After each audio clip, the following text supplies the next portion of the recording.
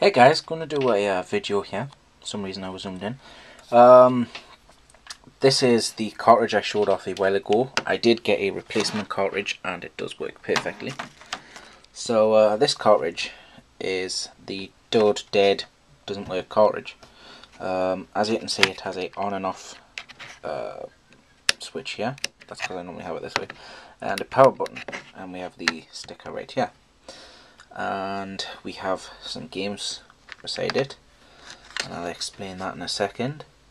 Well, if you looked up at the title, you probably already know what's going to happen. So this actually has no screws on the back. You actually just put your fingers in between here and you pull apart gently, and it does this, and then it'll get stuck on one of the final pegs at the back. There's just two pegs, and all you do is you twist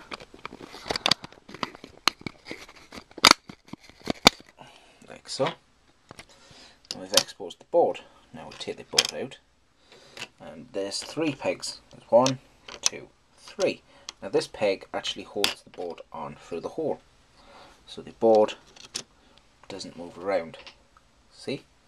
And then obviously that piece will go on top, but we're not using this piece. Now I'm going to take this piece, and I'm going to somehow find a way to thread something here and make a necklace. You're probably thinking, why would I want to make a necklace for Cyberpunk? Yeah, you can see through the holes. I'm actually watching PokeFacts right now from Slayer of MCA. He's a really cool guy. I've been watching his videos for a while. But yeah, so you can see where the light shines through. So it makes a cool cyberpunk necklace if you wanted it this way. But I actually want it this way, and you're probably thinking, well, why? Well, there's a woman on Etsy who will take a cartridge. Forgive me for my cartridge looking all horrible. I ruined it as a kid. What they would do on Etsy is they'll take the game bit and unscrew it. Yes, it's even worse on the back. They'd unscrew this piece, they'd take the entire board out, and they would add a metal piece here, or they'll drill a hole right here and here and thread a chain around it. The only thing with that is you're ruining a cartridge. Now with this, the cheap cartridge clicks in the back, like so. I just grab my other cartridge. So here's my cartridge. So here's how it normally looks in the system. And there's what you do with your cartridge, so it's upside down. But the circle in the board is actually at the bottom. So if you twist it round, it keeps the cartridge facing up. So that's cool. So there's Pokemon Blue. And you can take this out like so. And say today's necklace I want to be Legend of Zelda. I just pop Legend of Zelda in there. And the best thing is, I'll put the cheat card out again. Show you, here's Pokemon Blue. There you go. Pokemon Blue working. Right, take that out. Here's my necklace. I'll just take my necklace off, the cartridge off of the necklace piece, and slide it into the Game Boy. Then change the cartridge, and obviously Game Boy, Nintendo, Capcom, it's still working. That is awesome. How cool is that? Yes, Capcom did work on a Zelda game. It's the Oracle of Ages, and there's also Oracle of Seasons. But, so there's the Pokemon Game Boy, the Legend of Zelda Game Boy Color, and it also works with Game Boy Advance games, so you can express your love for Pokemon Ruby or some shit like that. So pull that piece out, and there you go, like so. And yeah, it's pretty cool.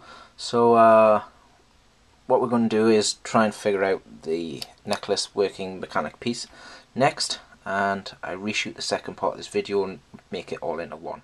So as you can see, now we have the finished product. How cool is this? We got it on a dog tag. Pretty cool, which goes all the way up, all the way around the back and up. Pretty sweet. So just a basic dog tag, and like I said before, you can pull the Game Boy cartridge out, and it doesn't hit the metal piece. I found like a U-hook with an eyelet on, so I just squashed the eyelet shut completely so it's not going to fall off, and obviously I squeezed the piece on here, so it is hitting the cartridge connectors, but as this is a dead cheap cartridge, that's fine.